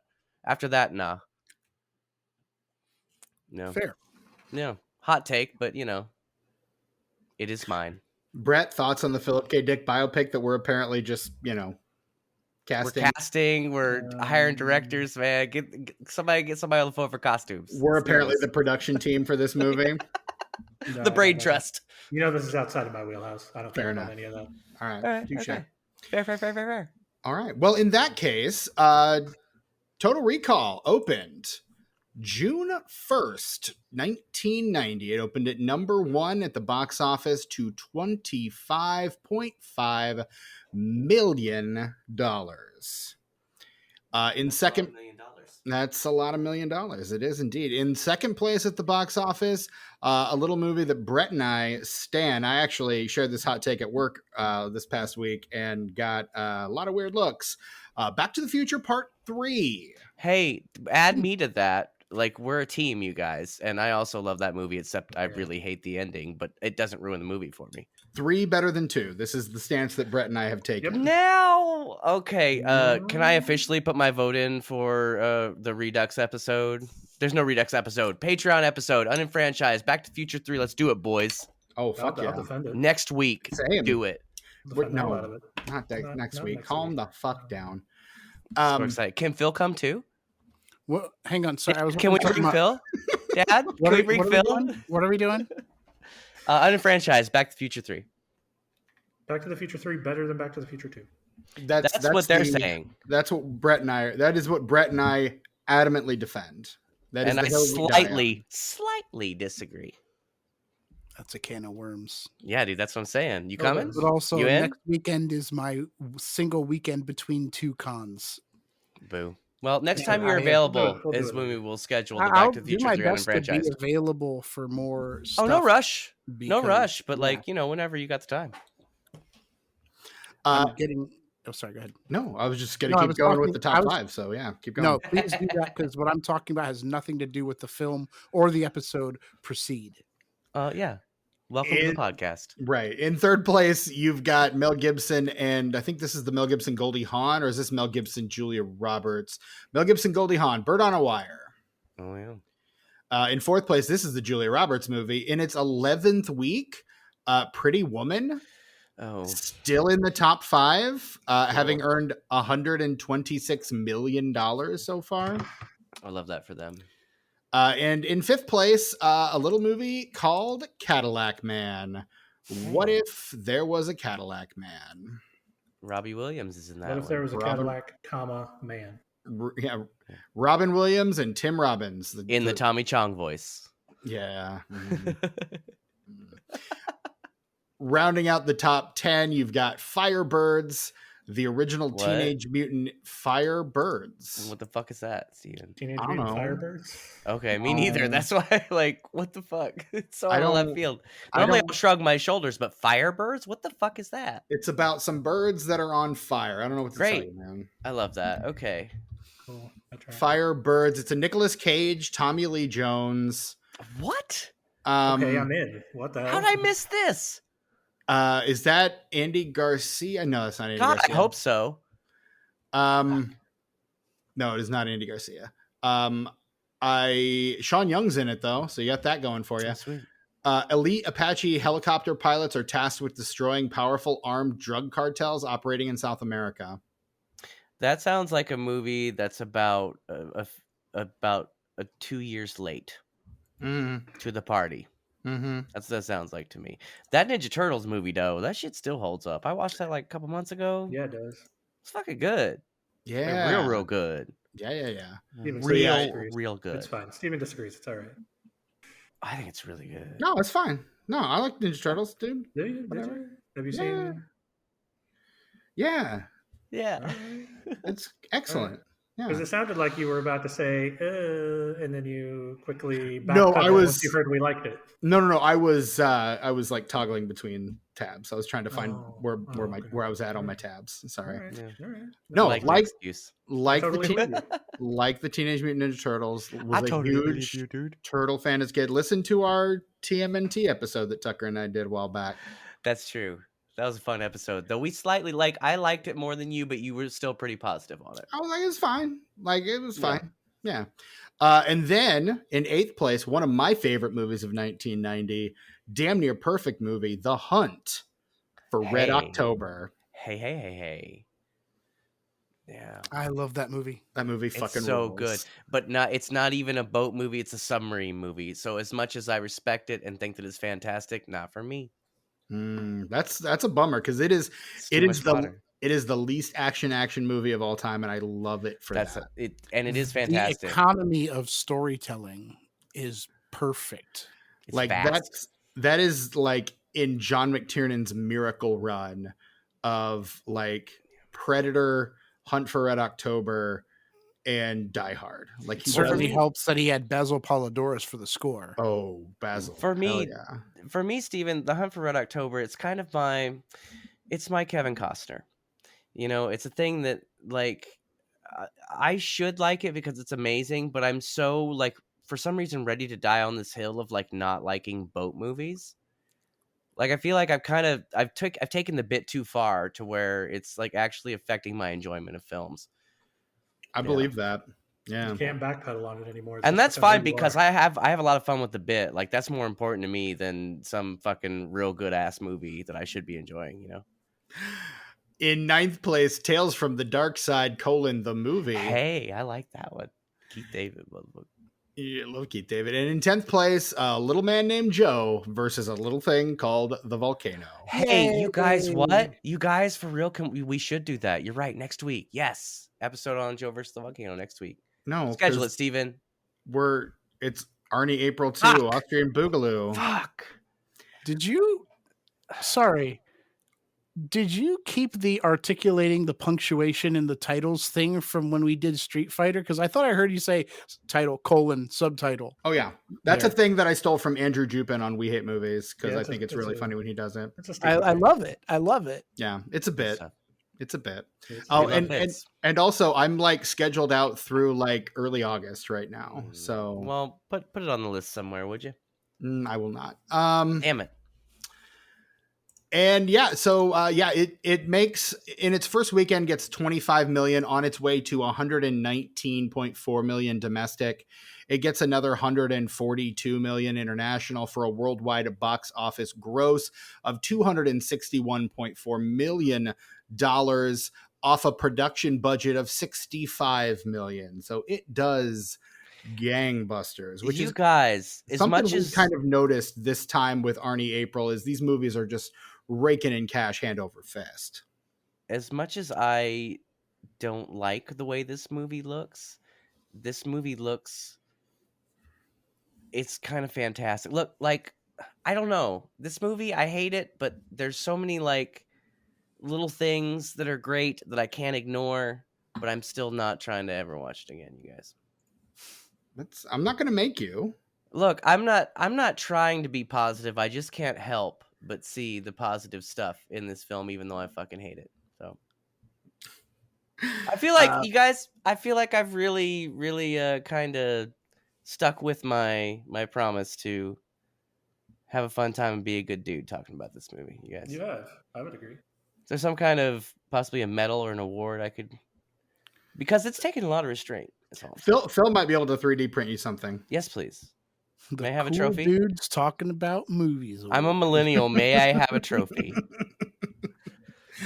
I participated. I did a thing. Did.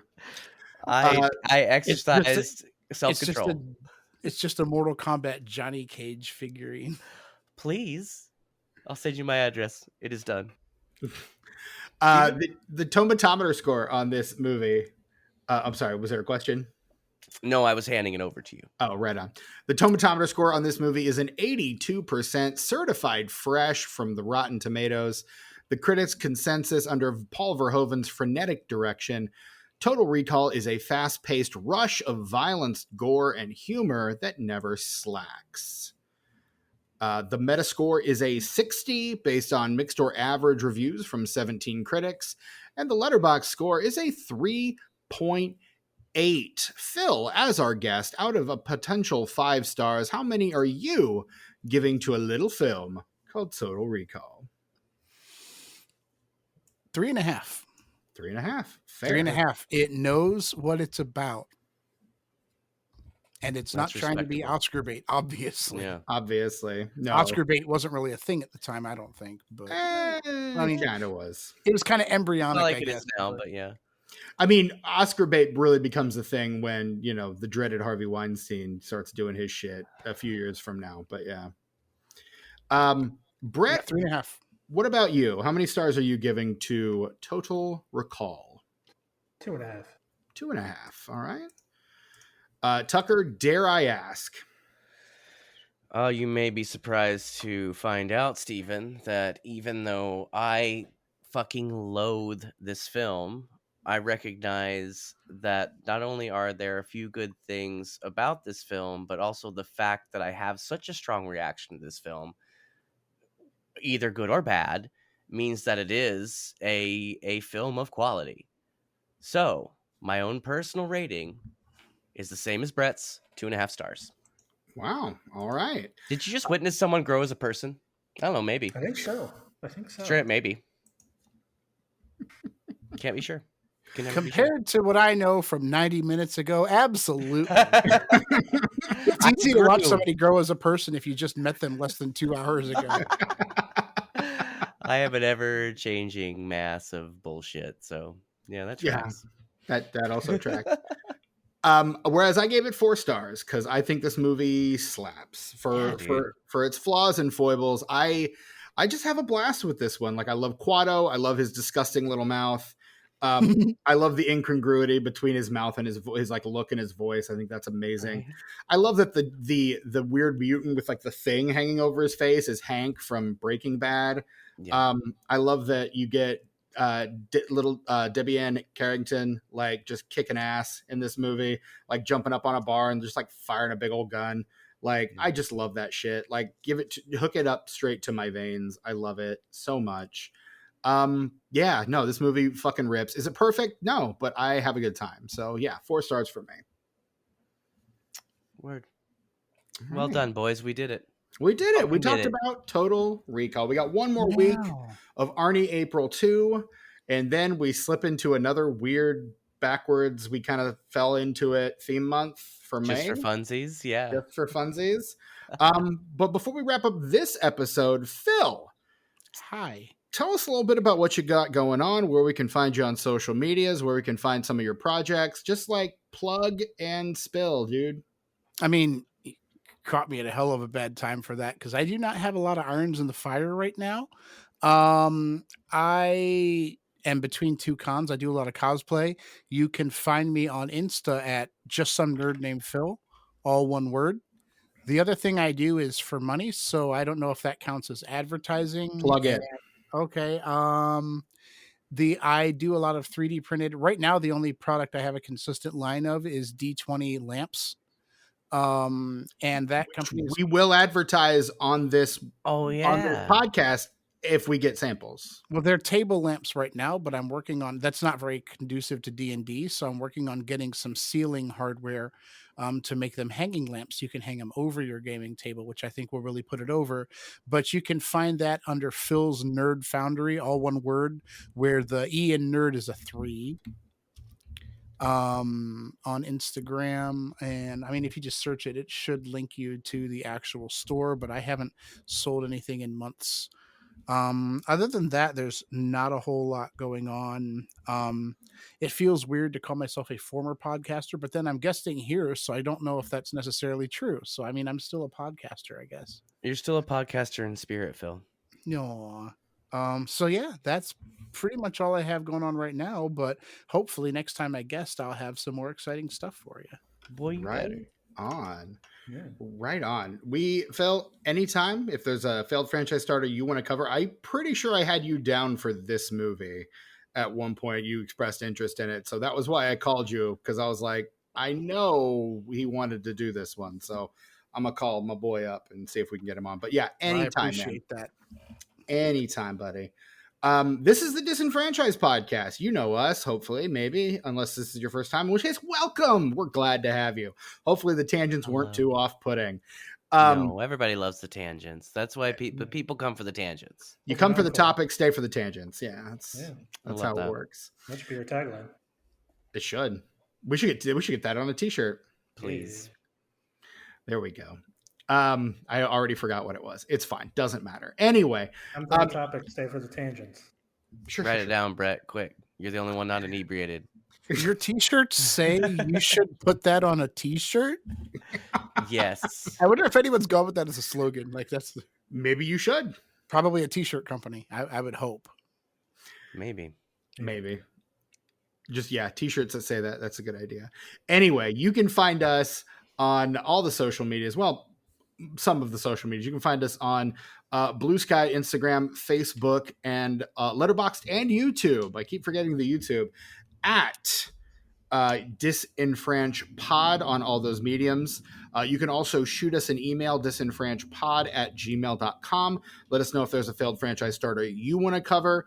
Let us know, I don't know, just how we're doing. And if you send us one, we'll probably read it on the podcast, because we don't get a lot of mail. Speaking of things we'll read on the podcast, if you swing on over to Apple Podcasts or Spotify, wherever, you leave us a 5-star rating and review, we will read that review also on the podcast. So yeah, just we love it when you make us feel good about ourselves. So look, I'm willing to sweeten the deal, Steven. If people write us fan mail that we can read on the air, I would also be willing to toast to them live. Wow. Raise our glasses. Tucker is routinely a guy with a shot glass at the ready. So saying. It's just it's not much of a bonus, but it's a little bonus, little incentive. If you want us to drink to your honor, that's a way to get us to do it. Say your name and talk about how cool you are and stuff. Yeah. Yeah. And while you're on the internet, if you want to give us a little more support, you can always swing by our Patreon, patreon.com/disenfranchpod. Getting ready to undergo some big changes. Just put up a poll for our patrons the other day. I voted. You did. And it's interesting to see some of the responses. So yeah, we are, we're changing up some of the formats behind the paywall. We're going to try to bring you a greater variety of content more frequently, or at least more regularly.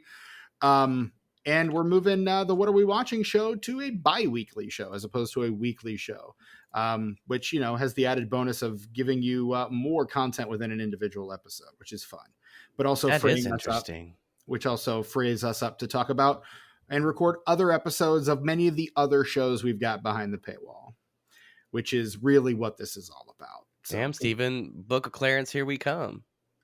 Shit. I'm just saying. Looking at this poll, damn. Right? I haven't even voted either. So, Steven, the kids love you. I don't know why, but yeah. Okay. Hi, kids. Thank you. I am your host, Stephen Foxworthy. You can find me on social medias because you all love me so much, apparently. I'm on Instagram, Letterboxd, and Blue Sky at Chewy Walrus. Brett, where can we find you on socials these days if we want to keep up with your comings and goings? Man, you know what? I don't post on any of them ever, except for Letterboxd. Fuck yeah. So fuck yeah, Brett. You can find me at sus_warlock on Letterboxd. That's it. Fuck yeah. Respect. Do I have them? Do I check them? Do I scroll on them sometimes? Sure. He likes my stuff on Instagram sometimes, you guys. But I don't. And it makes me feel really good inside. I don't post on because we're friends. Sometimes I comment on them too. If there's a relevant comment, that's always fun.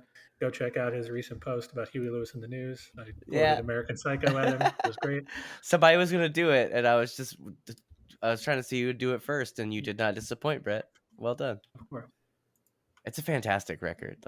I was asking for it, but also necessary to post. Yeah. Yeah. Of course. Yeah. Absolutely. All right. So anyway, Tucker. Oh, well, I'm sorry. hold on. I'm sorry, Brett. There's another Patreon Phil. that we should plug? No, I forgot to mention it during my segment, and I didn't want to derail things, so I was just putting it there so it would get into the comments. And I also didn't want to be like a competitor, even though I'm not podcasting. We'll talk about it. Come on. Okay, fine. Okay, I'm sorry. I have cyberpunk short stories, and it's just Patreon. Look for Phil Writes Badly, all one word. I know I'm really selling it with that name, but yeah, they're I designed some of your artwork for that. You did, and I really appreciate that. And the idea is eventually some of these are going to go into an anthology for which I will credit all of my patrons as part of the creative process. Hi, I'm one of those. Yes. Fuck yeah. Yeah, that is all. Sorry, I didn't think of it sooner. Tucker, Solid. where can we find you on social media these days? I'm on Instagram and YouTube at Ice909. That's ICENINE, the number 0 and the number 9. My Instagram right now, for people who follow me, my personal Instagram, I've been doing an alphabetical listen through of my entire record collection. We're in the H's. It's getting fun. I'm about to reveal a tattoo that I have not revealed. I have not spoken about on the main feed, and I have not revealed to anyone on the internet. So that next post, you're gonna get to see my new tattoo, and it looks real good. Real good.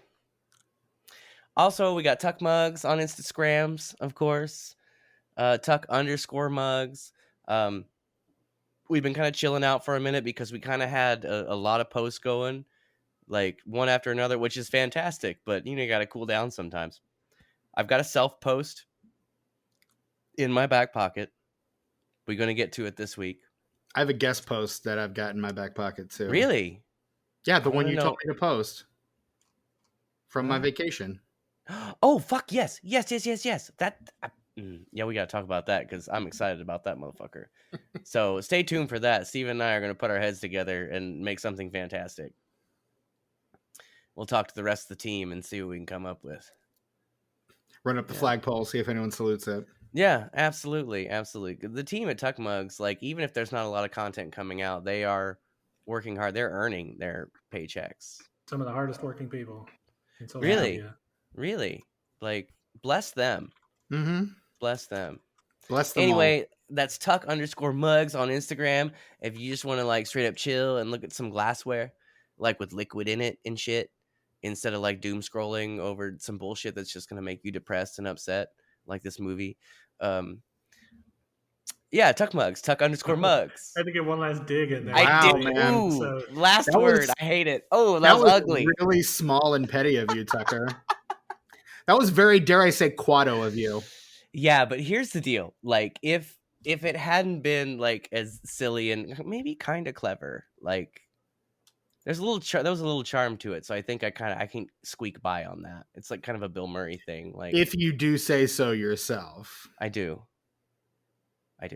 I know. I heard you. We all heard Tuck it. Mugs. Tuck_mugs. Go there. All right. Smash that follow button. Or whatever the kids say. I don't know. God, I don't know. Whatever Anyway. you say. Oh, Yes, fuck. the Utes. The for Utes. sure. Anyway, this has been our episode on 1990s Total Recall. Join us next week for the final installment of Arnie April 2, Austrian Boogaloo. I've been your host, Stephen Foxworthy, for this, the Disenfranchised Podcast. For my co-hosts, Brett Wright and Tucker, and our very special guest, Phil Smith. Until next time, get your ass to Mars.